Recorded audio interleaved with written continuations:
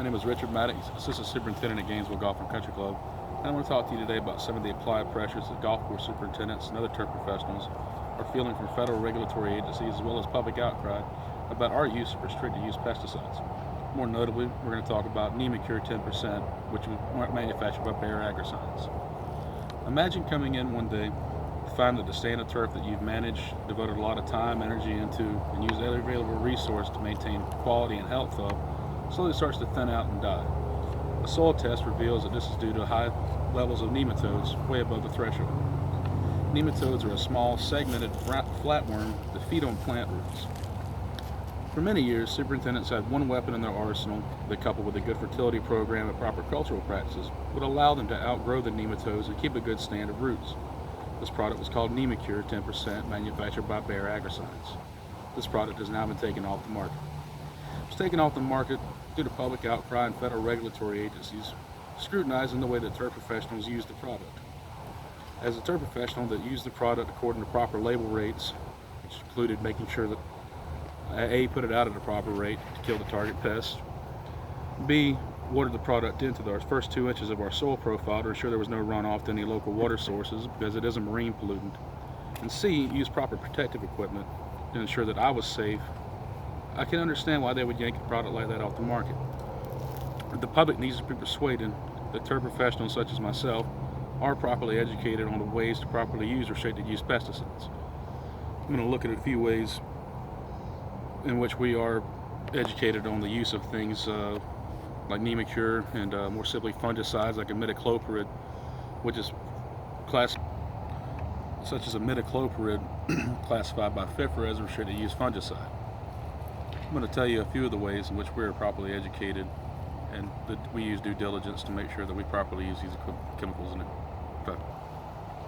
I will say that some products that are off the market now, such as DDT, should never have been on the market to start with. DDT was overused, it was used in the wrong areas, it was used for the wrong things.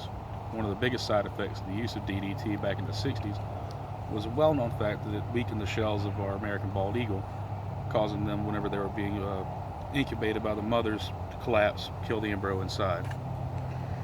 However, turf professionals such as myself study and pass and have to renew restricted use pesticide license every 4 years through our University of Idaho's county extension agencies.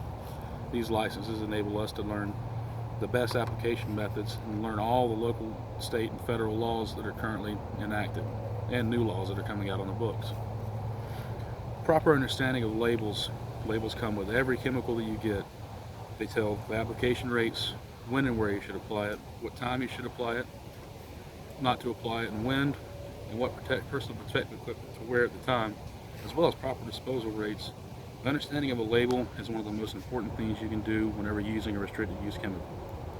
The more the public knows that we do follow those as turf professionals, the better off we'll be as far as keeping our good products on the market. Ensuring public and regulatory agencies are aware that we use these chemicals in a safe, educated, and effective manner is vital to make sure we don't lose more products. Superintendents need to be aware that employees in their charge are licensed and educated on label rates and have the proper licensing to spray whatever chemicals they may be putting out.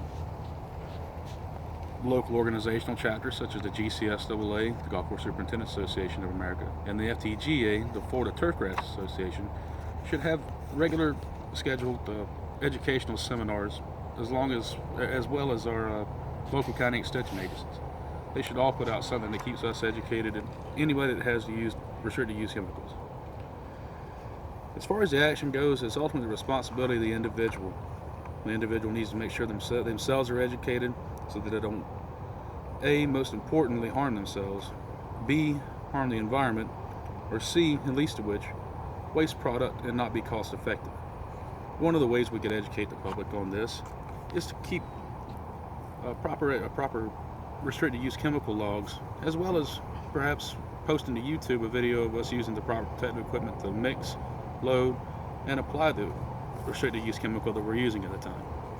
These are just some of the ways that we can keep some of our products on the market.